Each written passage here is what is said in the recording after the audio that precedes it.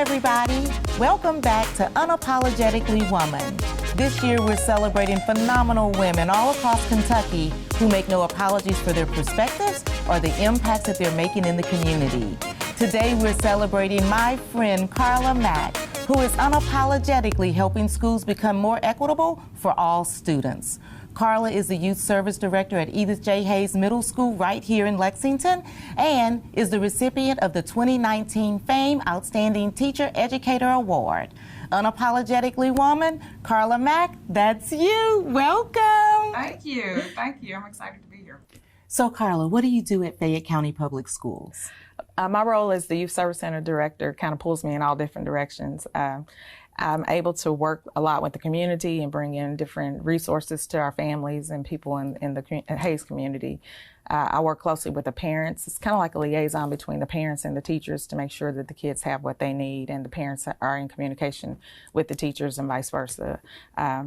We offer a lot of different resources, partnerships, community action, and other things like that to provide basic needs for our families in Fayette County. So you have to be well connected. How do you come across all of the resources that you're going to need? Because families' needs are individual and they vary greatly. Correct. Like I said, we partnership with a lot of different people within the community. Fayette County, we meet monthly to have different people come in to present their resources and their activities that they have or the resources that they can provide to our families. So we're able to hear different programs and activities and then bring it out to the communities within our school. And then you mentioned the parents. How important is that connection between the school and home with the families? I am a huge component of home visits and making those connections. We just talked about that the other day, about building those relationships with families. Parents and kids need to see that we understand their community and where they live and where they come from. So a couple of years ago, Fayette County had implemented a mandatory home visit for our school. And I think that made a huge impact because educators are able to see and the teachers are able to see where these students are coming from, on a regular basis. And, they might not be coming from the typical household. You can actually see once you're in there and you build that relationship and trust with the parents when they see that you're concerned enough to come to their house and sit down and have a conversation with them about their kids. So your job is tough during any time. But over the last 18 months with the pandemic and all of the increased needs, how did you guys have to pivot? What role did you play in the community to make sure that your students all of their needs were met? Well, a lot of us, the coordinators, our roles shift a lot. So we work closely with our food service, with our food service industry to make sure that we were able to provide food and household supplies. So we partner with a lot of different people. I actually worked out of the Wood Hill Neighborhood Center and we delivered meals, they had a system set up every day to deliver meals to families that just couldn't get out because of COVID. So coordinated a lot of volunteers and resources. There was a couple of restaurants that reached out to want to make sure. So we were able to distribute food throughout the community, as well as the household items, toilet paper, supplies, and things like that. So. Yeah, that was very critical because when everybody else went home to be safe, you still had to make sure that your students were taken care of. Absolutely. So it was an eye-opening experience. And like I said, it also allowed us to get into the homes and into the neighborhoods and see a little bit more in depth what the students are dealing with. And just to make sure that they were safe and okay during their time and had what they needed, to be, successful while they were at home. So. I'm going to change gears just a little bit because Carla didn't just wake up one day and is where she is. I understand that you had a very special relationship with your mom that influences what you do. Yeah, I'm going to get emotional, but try not to. My mom was a single mom of 5. We were raised in a household with it was 10 of us and, a 1-bathroom house. And my mom worked 2 jobs. She was a housekeeper and worked 2 jobs a day just to make sure that, we had what we needed. So watching her struggle and do the things and the sacrifices that she made probably drew my interest in social work and majoring in social work to make sure, other families, my mom was unapologetic. She did not stop. She did what she had to do in order to make us successful and make sure that we had what we need. So that's probably what drives me the most. And one of the things too that is true with you and your family is your relationship to your faith that your mom instilled in you guys. Yes. How does all of that mix together to make Carla Carla? We grew up. I mean, we had to go to church on Sunday and Sunday school and those kind of things. So that wasn't an option in our house. I mean, we grew up in a house that was, we were so restricted. We couldn't even iron our clothes on Sunday. Oh, you know, that was just what was expected of us. And I think looking back on that, we thought, oh my gosh, this is ridiculous. But looking back on it, I appreciate those lessons and those traditions that were enforced within our family and within our household to make sure that we respected and did what we had to do. So just those little bitty things that you look back on as your child, they make who you are today. Those foundational things, I think that's what you're really talking about, that make the core of who we are. Absolutely. And inspire us to do the work that you do so well, because you're all over the place. Every time I go somewhere, I see Carla. And I see you. Like they're sharing it. Yeah. I love what I do. I enjoy being in the community, meeting different people, asking for resources. I'm not ashamed to ask if there's something that's going to benefit my students. You know, I will ask and explain the need for the students as well as the benefit that it will help them in our community. So as if you didn't have enough to do, Legacy Equine Academy. Right. Talk to me about your role there. And I want you to talk about how that became the ring on your finger. Oh, okay. Well, the Legacy Equine Academy, my husband now, Ron, was the founder of, and this vision of educating our students on educating our community about the history of African American jockeys and the lineage that we have with the horse industry.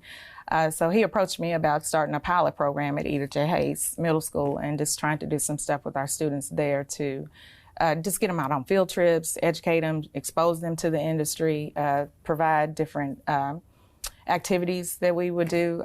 So he approached me about doing that at our school. So my principal was like, yes, we're on board because we're moving to the academy phase of our school. So it tied in perfectly. So out of the academy, we glued close together and out of that became a marriage. So, but with the Legacy Equine Academy, we've got about, now through Hayes, we probably have over 100 and something students that have gone through the program and have had an impact. We just offered our first scholarship, our full scholarship to a student that has gone through the program since we started in 2016. So. And that's so exciting, and especially to give kids an opportunity, because one of the things that you and I have talked about a lot about before is you can't dream about something if you can't see it and you don't know that it exists. Right. So the big thing is exposure, and getting them out there and seeing the farms and seeing the industry and seeing the job opportunities. I think people lock into just the horse part of it, but they fail to realize there's catering, the business, the finance, all those things that they can be a part of. So we tried to expose that to them with the Legacy Equine program. Now, will that program be expanding?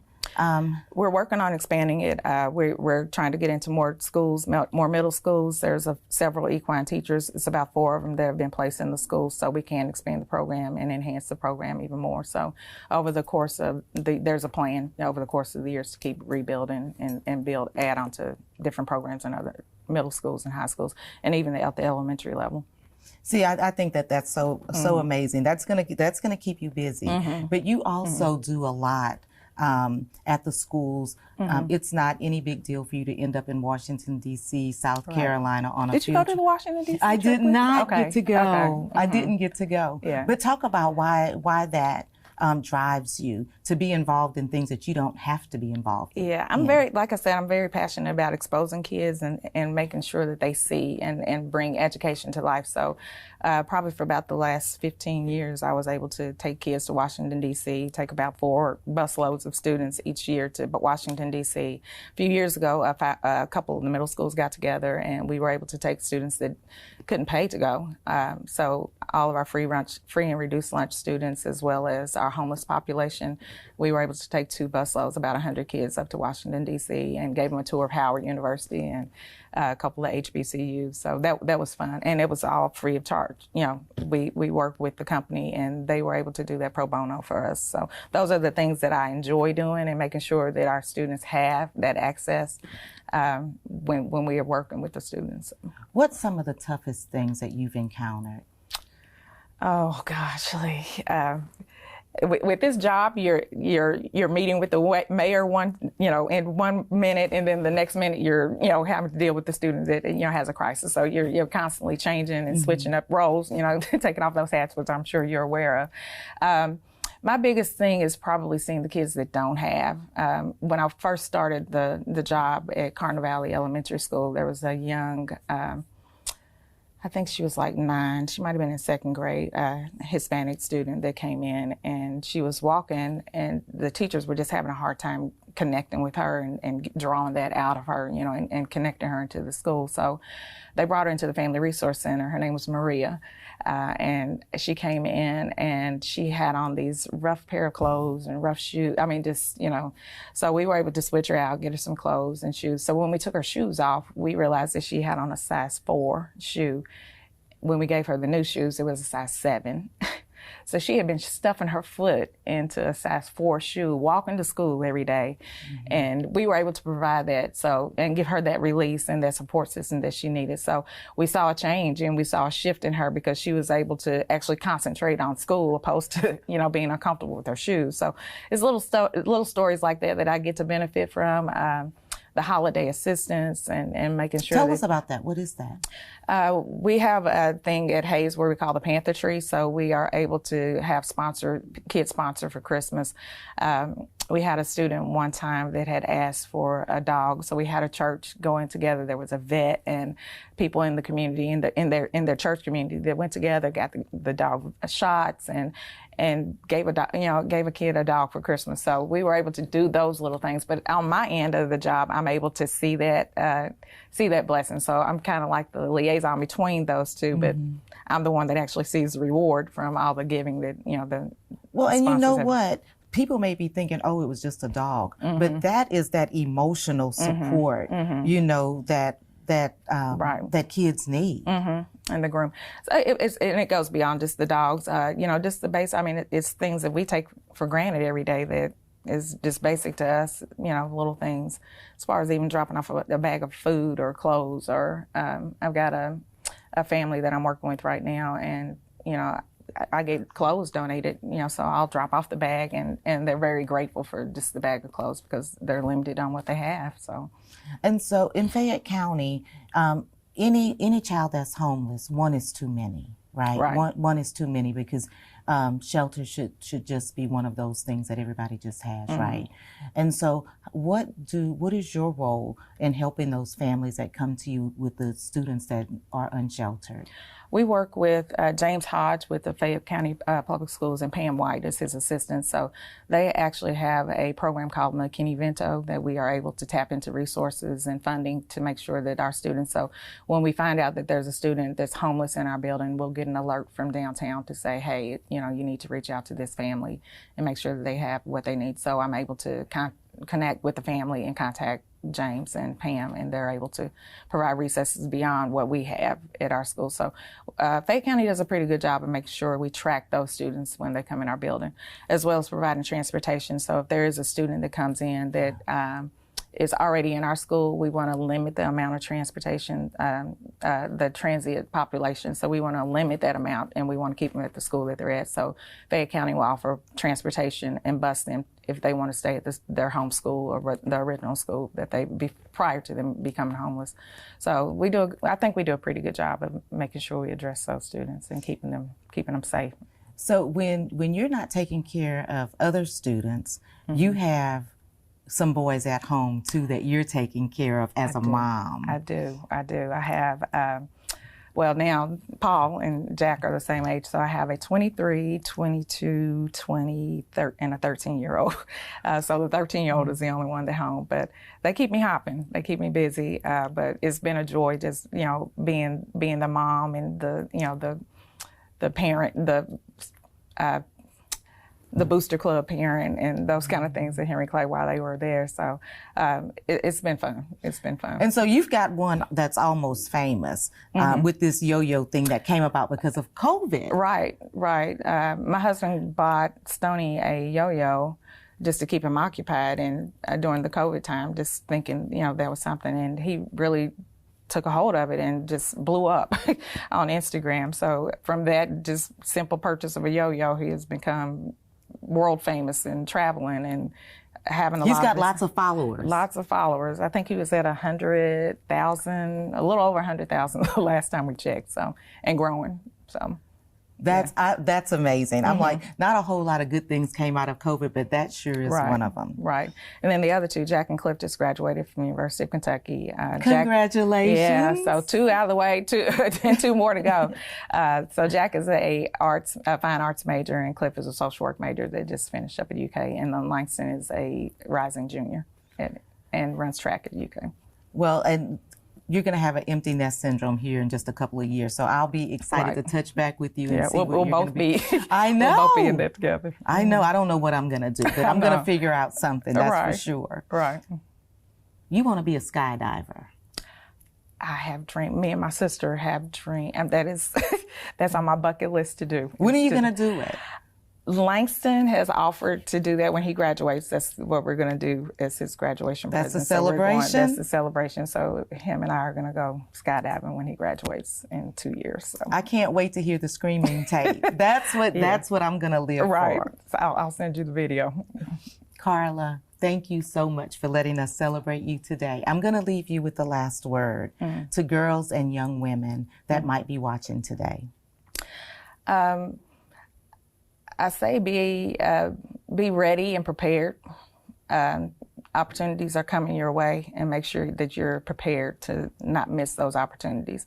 That's a bad thing if you don't have your education and those things in place, and there's things right there at your fingertips, and because you haven't prepared or reached the level of education or those things that you need in order to obtain your goal. That's a hard thing. And don't be afraid to say no. I think I'm at a place now where I feel like I have to say yes to everything, so I'm running around, and sometimes you're not able to give it your all when you're yes in everything. So it's okay to say no and take care of the things that you need to take care of in order to move on. Thank you so much, Carla. Thank you. You heard it from Carla Mack. Be prepared so that when opportunity presents itself, you're ready. Continue to join us as we celebrate other women just like Carla in Kentucky who are making a difference in their communities. I'll talk to you soon.